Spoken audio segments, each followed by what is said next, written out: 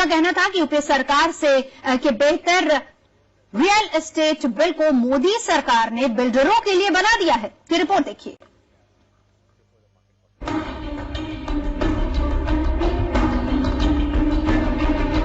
भूमि अधिग्रहण बिल, किसानों को मुआवजा, मेक इन इंडिया, पीएम की विदेश यात्रा पर वार करने के बाद अब कांग्रेस उपाध्यक्ष राहुल गांधी केंद्र सरकार के रियल एस्टेट बिल से दो हाथ करने की तैयारी कर रहे हैं। राहुल अलग अलग मुद्दों पर केंद्र सरकार को घेरने की कोशिश कर रहे हैं और इस कोशिश के तहत वो दिल्ली एनसीआर के फ्लैट खरीदारों से मिले, उनकी समस्याओं के बारे में जाना और ऐलान किया कि वो उनके साथ हैं। उन्होंने आरोप लगाया कि एनडीए सरकार यूपीए सरकार के रियल एस्टेट बिल को कमजोर करके बिल्डरों के हित में पास कराना चाहती है। हमने जो बिल रखा था उसको छुपाकर सरकार खत्म करने की कोशिश कर रही है। जो किसानों के खिलाफ काम कर रही है, आदिवासियों के खिलाफ काम कर रही है, वो मिडिल क्लास के खिलाफ भी काम कर रही है।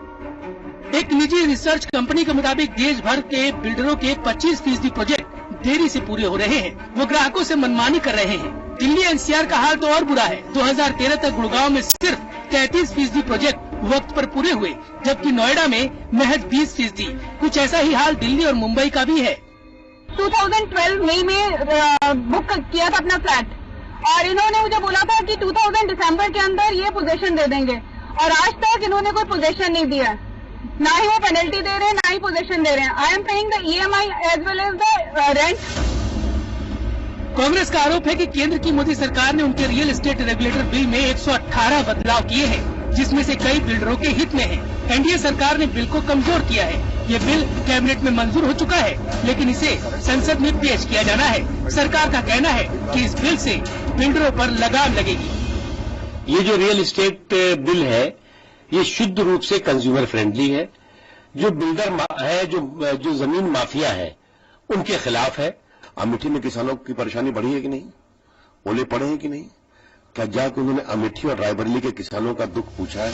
सरकार इस बिल पर सभी दलों की सहमति चाहती है, लेकिन इस सियासत के बीच असली सवाल ये है कि आज भी खरीदार बिल्डरों के रहमो करम पर हैं।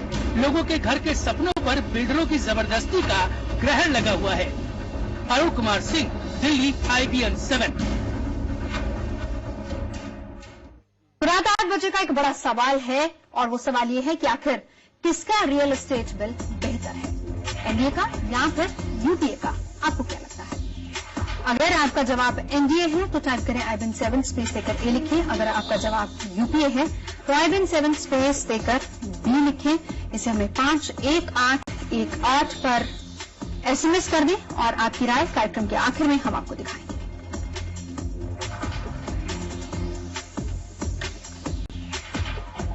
और चर्चा करने के लिए खास मेहमान हमारे साथ जुड़ चुके हैं। परिचय में आपका करा देती हूँ। कांग्रेस के नेता खुशबू हमारे साथ इस वक्त जुड़े हुए हैं। आम्रपाली के कॉर्पोरेट टावर के CMD अनिल शर्मा हमारे साथ जुड़ चुके हैं। इनके अलावा हमारे साथ 2 और फ्लैट खरीदार भी जुड़े हुए हैं। सोनाली हमारे साथ हैं और आलोक त्रिवेदी जी हमारे साथ हैं। सलोनी हमारे साथ है, माफ कीजिएगा। मैं सबसे पहले सलोनी आप ही के पास आना चाहूंगी। अगर हम देखें किसका बेटर किसका नहीं, सरल शब्दों में, क्योंकि आप बाहर हैं, बहुत से लोग हैं जिन्होंने घर खरीदे होंगे, सरल शब्दों में ये बताइए कि आपको क्या लगता है, एनडीए का बेटर है बिल या फिर यूपीए का बेटर है?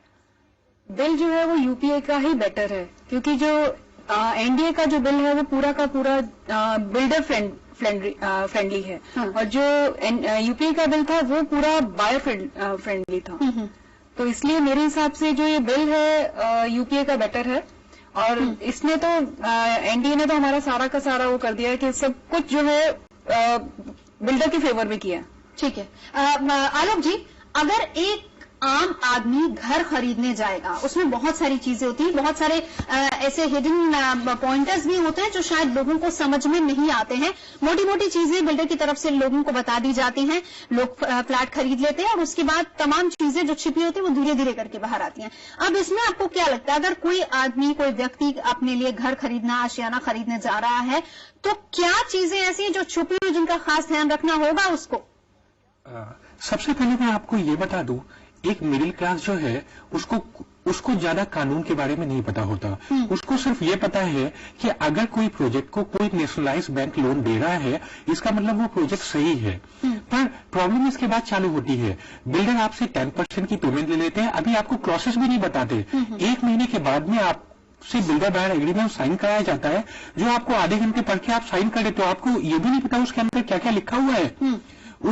इसके बाद अब अगली प्रॉब्लम चालू होती है। एक जो एंड यूजर है वो सैलरीड पर्सन है, वो कानून की लड़ाई लड़ नहीं सकता है, वो EMI भी दे रहा है, घर का किराया भी दे रहा है, और जितने कानूनी दांव पेच है ये सब उसको नहीं पता है। इस बिल के बारे में ही मैं कुछ पॉइंट बता रहा हूं जो अभी और एनडीए गवर्नमेंट में अंतर है। पहला पॉइंट ये कि यूपीए गवर्नमेंट के बिल में एक बार लेआउट अप्रूव हो गया, उसके बाद बिल्डर चेंज नहीं करा सकता था। अभी हो गया कि 50% परमिशन, बायर्स की परमिशन के बाद बिल्डर चेंज करा सकता है। ये पहला चेंज कर सकता है, ये पहला फ्लॉ है। आज भी हमारे ही प्रोजेक्ट में बिल्डर ने कई बार प्रोजेक्ट के लेआउट चेंज किया है और हमें बताया भी नहीं। जब हमने पूछा तो बिल्डर ने कहा ये तो आपने बिल्डर बायर एग्रीमेंट में ऑलरेडी साइन कर दिया था, तो आपने हमको परमिशन दे दी है चेंज करने की। ये पहला फ्लॉ। दूसरा इशू ये है, इसमें डाल दिया गया कि माइनर अल्टरेशन कर सकता है, पर what is minor alteration? Minor की कोई डिफिनेशन नहीं दी गई। कितनी भी हो सकती है, कितनी भी। तीसरा पॉइंट आज नया आ रहा है, super area, super duper area, carpet area.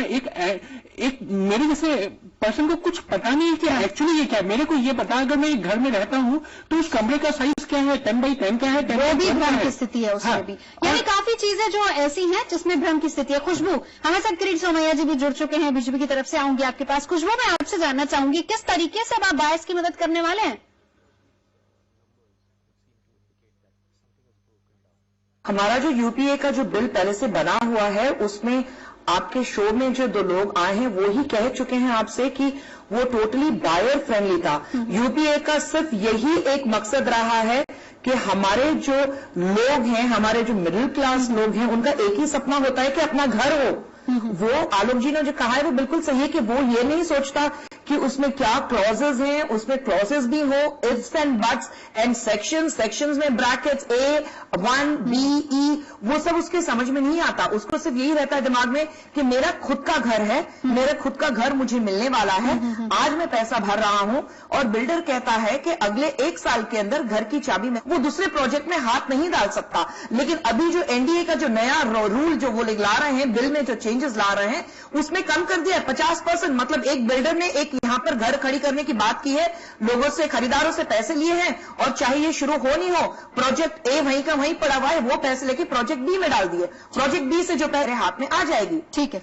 और जब यूपीए गवर्नमेंट ने ये बिल बनाया था, उनमें ये क्लॉजेस बिल्कुल सही थे कि आपको 1 साल में आपका घर मिल जाएगा, क्योंकि एक एस्क्रो अकाउंट होता है जो 70% जो आप बायर से जो एक बिल्डर पेमेंट खरीदता लेता है, वो एस्क्रो अकाउंट में जाएगा, ताकि वो जब तक एक प्रोजेक्ट तैयार नहीं हो वो दूसरे प्रोजेक्ट में हाथ नहीं डाल सकता। लेकिन अभी जो एनडीए का जो नया रूल जो वो ला रहे हैं, बिल में जो चेंजेस ला रहे हैं, उसमें कम कर दिया 50%। मतलब एक बिल्डर ने एक यहां पर घर खड़ी करने की बात की है, लोगों से, खरीदारों से पैसे लिए हैं, और चाहे ये शुरू हो नहीं हो, प्रोजेक्ट ए वहीं का वहीं पड़ा हुआ है, वो पैसे लेके प्रोजेक्ट बी में डाल दिए। प्रोजेक्ट बी से जो पैसा मिला है वो लेके प्रोजेक्ट सी में डाल दिए। लेकिन ए और बी तो कंप्लीट हुआ ही नहीं है। ठीक है। खुशबू, तो लोग आपकी सरकार इतने समय तक थी, बस एक सवाल मेरा है, 2013 में क्यों लेके देरी क्यों? 2013 में इसलिए लाए क्योंकि ये बात नहीं है कि यूपीए गवर्नमेंट है तो हम बस ओवरनाइट हामी डिसीजन लेकर साइन करके उसको अमेंडमेंट को पास कर सकते हैं। एक बिल पास करने का एक तरीका होता है। इसमें कितनी अपोजिशंस हुई थी, ये क्यों बायर फ्रेंडली है और ये क्यों बिल्डर फ्रेंडली नहीं है, ये सब चीजें थी। सारी अपोजिशंस की एक इसमें सहमियत जरूरत पड़ती है कि उन सब की जरूरत पड़ती है कि वो सब हाँ कहें इस बिल को। और मैं कह रही हूं जब 2013 में जब ये बिल आ चुका है और ये इतना जब बायर फ्रेंडली है, तो एनडीए गवर्नमेंट इसको बदलना क्यों चाहती है? वो बदलना चाहती है तो सिर्फ उसमें एक ही चीज नजर आती है कि भैया हम बायर्स के बारे में फिक्र नहीं करते हैं, उनकी हम परवाह नहीं करते हैं, उनकी हमें बिल्कुल भी परवाह नहीं है। हमारे जो दोस्त हैं, जो रिच दोस्त हैं, जो रियल एस्टेट दोस्त हैं, बस हम उनको खुश रखना चाहते हैं। ये जो एनडीए का जो रवैया है वो तो सिर्फ साफ यही कहता है। ठीक है। किरीट जी, आप क्या कहना चाहेंगे इस पर? क्या जरूरत है इसको बदलने की, जबकि आप पर यह आरोप लग रहा है कि ये बिल्डर फ्रेंडली हो गया है?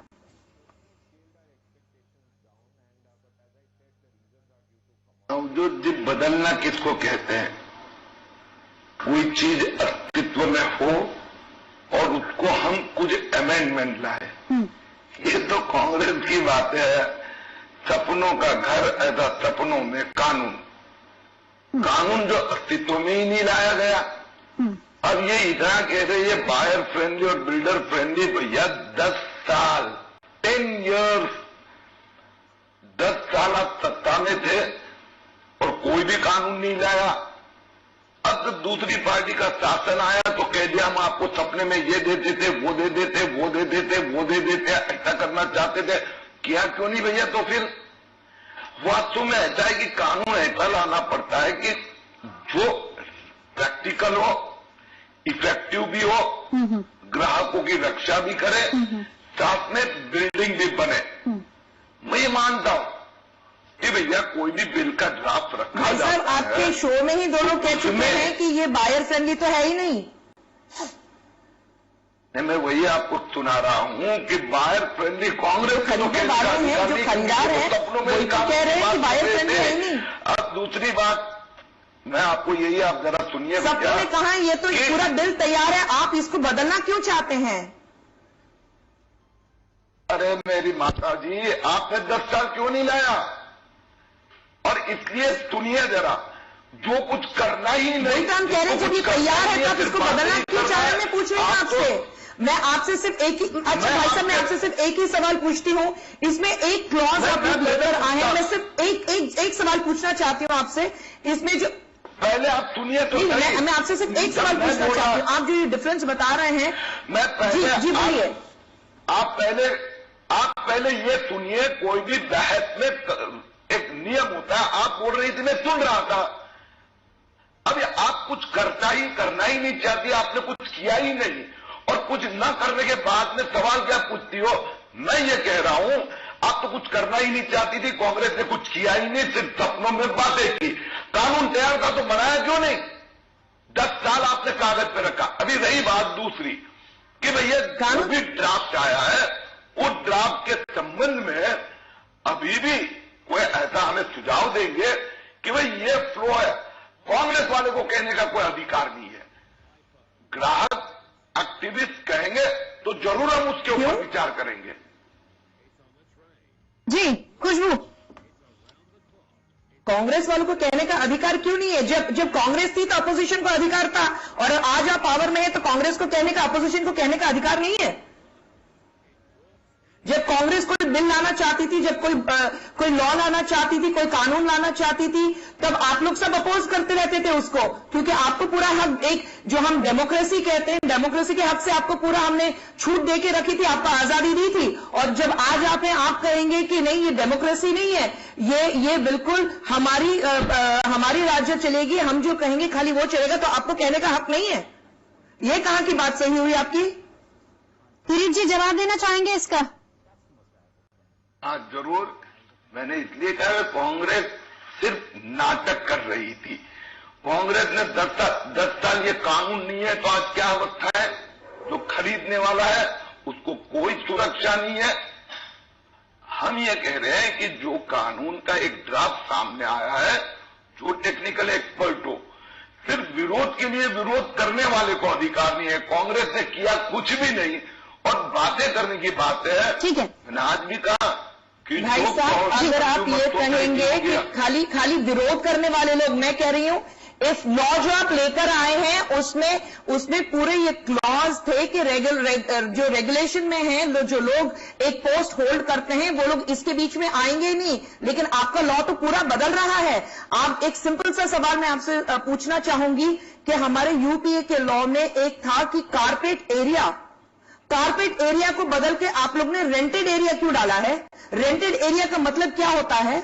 आपने वो कारपेट एरिया का नाम क्यों बदला है? रेंटेड एरिया का मतलब क्या है कि खरीदने वाला कुछ और है और रेंट पे जो किसी को भाड़े पे देने वाला है उसकी बात बिल्कुल अलग है। आप जो लोग खरीदार हैं उनको बिल्कुल कंफ्यूज करना चाहते हो। जी, उनको बिल्कुल बौखलाना चाहते हो, उनको मुझे अनिल जी को इंक्लूड करना है कि कारपेट एरिया का रेंटेड एरिया क्यों किया? मैं अनिल जी को रेंटेड एरिया का मतलब क्या? रेंटेड एरिया जवाब मैं देता हूं तो आपने कानून लाया क्यों नहीं कानून? मैं आलोक जी आती हूँ आपके पास। ठीक है, बढ़िया था ना। साथ मौजूद है सीएमडी आम्रपाली ग्रुप के अनिल जी, मेरा आपसे वही सवाल है, किसका बिल बेहतर है, यूपीए का या फिर एनडीए का? नवजोत जी, मैं दोनों बिल अधूरा है, मैं बिल्कुल स्पष्ट बोल रहा हूं, और दोनों कंज्यूमर फ्रेंडली नहीं है। किरीट जी ने एक बड़ी अच्छी बात कही कि अगर ये चीजें जो हमारे पास सुझाव आएगा उसको हम इनकॉर्पोरेट करेंगे। ये कोई स्टडी इन लोगों का नहीं है, बिल्कुल एकदम बिल्कुल जो बिल में प्रोविजन है उससे अलग बात कर रहे हैं। मैं कह रहा हूं कि क्यों नहीं अप्रूविंग अथॉरिटी को लाया गया। बायर्स को क्या चाहिए, लो कॉस्ट में हाउसिंग चाहिए और उन लोगों को इजी अप्रूवल चाहिए कि जल्दी से जल्दी मकान उनको मिल सके। क्या ये बिल में ये दोनों प्रोविजंस हैं? पहली बात। दूसरी बात, 60 साल से 65 साल हो गए इंडिया को आजाद हुए में, पूरे प्रोविजंस हैं, आप जरा पढ़िए तो। प्लीज मैं पूरा एक एक लाइन मैडम पढ़ाऊंगा, पहले मेरी पूरी बात सुना जाए। मैं ये कह रहा हूं 60 साल हिंदुस्तान को आजाद हुए हो गया, आज तक 93% प्राइवेट डेवलपर्स घर दे रहे हैं। कोई ऐसा सेक्शन बता दे हिंदुस्तान में जो प्राइवेट डेवलपर्स के यहाँ उन्होंने घर नहीं खरीदा, वो अपने अच्छे घर में सुकून से नहीं रह रहे हैं। और 7% गवर्नमेंट एजेंसी जो घर दिया है आजादी के 60 साल के बाद, उसको कंपेयर कर लीजिए प्राइवेट डेवलपर से। क्या बात कर रहे हैं? आपने जो बिल लाया उसमें क्यों नहीं अप्रूविंग अथॉरिटी को एमबीट में लाया? ना आपने लाया ना आप लाने के लिए कह रहे हैं। मैं कह रहा हूं किरीट सुमैया साहब ने बड़ी अच्छी बात कही। अगर ये लोग कह रहे हैं अगर अप्रूविंग अथॉरिटी अप्रूव नहीं करेगा, कंप्लीशन सर्टिफिकेट नहीं देगा, आप लैंड एक्विजिशन को बार बार आप फेस करते रहेंगे तो कहां से बिल्डिंग देगा समय पे घर, और कहां से मिलेगा? अनिल जी, आप कह रहे हैं कि यूपीए और एनडीए दोनों के अगर आप जल्दबाजी में अगर बिल ले आएंगे, जल्दबाजी में होना चाहिए, जल्दबाजी में आप बिल ले आएंगे तो लोग वहां जाएंगे, खरीदार जाएगा कहाँ? इस पे डिबेट होना चाहिए। और खरीदार के लिए मुझे एक पॉइंट बता दें ये लोग कि बायर्स फ्रेंडली कहाँ है। ये जो है रेगुलेटरी बिल नहीं है, ये प्रिवेंटिव बिल है। आज के बाद मैं कह रहा हूँ कि जब ये बिल आ जाता है उसके बाद रेगुलेटरी बिल है। सरकार नहीं दे सकती है घर, ये प्रूवन है 60 साल तक हिंदुस्तान की आजादी में, और 60 साल तक सरकार नहीं दे सकती है तो प्राइवेट डेवलपर दे सकता है। उसको भी फैसिलिटेट करिए, उसको रेगुलेट करिए, प्रिवेंट मत करिए। आज के डेट में अगर प्राइवेट डेवलपर बिल्डिंग बनाना बंद कर दे तो हिंदुस्तान में गांव की स्कार्सिटी हो जाएगी और अल्टीमेटली क्या होगा, प्राइसेस बढ़ेगा। एक ही बताइए, आज 10 साल पहले आप लोगों को बचाने के लिए तो है। मैडम मेरी बात सुनी जाए, आज एक चीज बताइए, 10 साल पहले क्या मिडिल क्लास फ्लैट में रहते थे? मेरे सवाल का जवाब दीजिए। और आज पूरे हिंदुस्तान में अगर अफोर्डेबल होम्स में मिडिल क्लास और लोअर मिडिल क्लास रहते थे, बिल्कुल नहीं रहते थे, बिल्कुल नहीं रहते थे। आप मुझे डाटा बताइए। और अगर मैं 10 साल में यूपीए गवर्नमेंट ने आपको एम्प्लॉयमेंट दिया है, इंफ्रास्ट्रक्चर दिया है, आपके कामकाज में बढ़ोतरी दी है, एम्प्लॉयमेंट डेवलपमेंट हुई है, जीडीपी बढ़ा हुआ है, रियल एस्टेट इतना बड़ा इंडस्ट्री। सुनिए आप, रियल एस्टेट इतना बड़ा अगर आज मिडिल क्लास 10 साल में एक फ्लैट खरीद सकना है, मैडम सुना जाए, इतना सच आपने यूपीए गवर्नमेंट ने किया है, वरना आप कहां से खरीदते? फिर आप मुझे प्लीज मुझे और एनडीए की बात नहीं किया जाए। मैं आम जनता की बात अनिल जी आप कर रहे हैं। अनिल जी मैं आपको 1 मिनट रोकना चाहूंगी क्योंकि आलोक जी भी बहुत समय से इंतजार कर रहे हैं, वो भी अपना पॉइंट रखना चाह रहे हैं। आलोक जी, पहले तो मैं किरीट जी से कहना चाहूंगा कि आप कांग्रेस को मना कर रहे हैं ना। मैं एक मिडिल क्लास हूं, ना मैं कांग्रेस से हूं, ना मैं बीजेपी से हूं, ना मैं आपसे हूं। मैं क्वेश्चन पूछ रहा हूं, मेरे को आप घर कब दिला रहे हो? आप लोग इस मुद्दे को बना के आप एक फुटबॉल बना के खेलना चाह रहे हो, पर मिडिल क्लास जो है वो सालों दूर है, सालों अपने घर का सपना ही देख रहा है, घर नहीं मिला है उसको। किरीट जी जवाब दे दीजिए। पुनः एक बात स्पष्ट कर दूं, मैंने कांग्रेस के मुद्दे के ऊपर ये बात कही कि भी कांग्रेस ने कोई कानून बनाया ही नहीं। हाँ। सिर्फ लोगों की भावना के, मध्यम वर्गीयों की भावना के साथ खेलते रहे, और जो बिल है ही नहीं अस्तित्व में उसकी बातें कर रही है। तो आप भी तो किरीट जी, आप भी तो यही कर रहे हैं। फ्लैट आप सुनिए भैया सुनिए, मध्यम वर्ग जो फ्लैट बायर है उनको सुरक्षा की बहुत ही आवश्यकता है। मैं भी एक मध्यम वर्गीय इसी प्रकार का हूं। मैं आपकी बात से पूर्णतः सहमत हूं और इसलिए मैं रिकॉर्ड पे बता रहा हूं आपको कि भैया हमें ऐसा कानून बनाना है कि जिसमें खरीदारों के लिए सुरक्षा हो और जो विकासक है, जो बिल्डर है, डेवलपर है, उनको भी एक इंसेंटिव रहे। एक ड्राफ्ट अपने सामने रखा गया है, जो भी इस प्रकार के फ्लैट ओनर्स एसोसिएशन हो गए या आप जैसे एक्टिविस्ट हो गए, उनको इसमें ध्यान में आएगा कि भाई यहां पर ये रेगुलेटरी अथॉरिटी अच्छी बनानी चाहिए, इसमें पारदर्शिता लानी चाहिए। हम जरूर उसका विचार करेंगे। अभी तो बिल कानून अस्तित्व में आ रहा है, लेकिन अस्तित्व में आने के बाद में भी कभी कभी हमारे ध्यान में आते हैं कि इसमें ये त्रुटियां रह गई है, तो वो भी सुधारना चाहिए। We want consumer friendly regulatory system and act. चलिए, consumer friendly regulatory system and act बनाना चाहते हैं। किरीट जी, आप रहिएगा हमारे साथ। फिलहाल तमाम जो खास मेहमान हमारे साथ जुड़े हैं, आपका बहुत बहुत शुक्रिया। लेकिन एक सवाल जो हमने किया था, वो सवाल ये था, आपकी राय हम जानना चाह रहे थे। पूछा हमने ये था कि किसका रियल एस्टेट बिल बेहतर है, एनडीए का है या फिर यूपीए का है? जरूर जवाब आपके मिल चुके। 75% लोगों ने, हमारे दर्शक जो हैं वो ये मानते हैं कि एनडीए का रियल एस्टेट बिल बेहतर है, जबकि 25% दर्शक मानते हैं कि यूपीए का रियल एस्टेट बिल बेहतर है।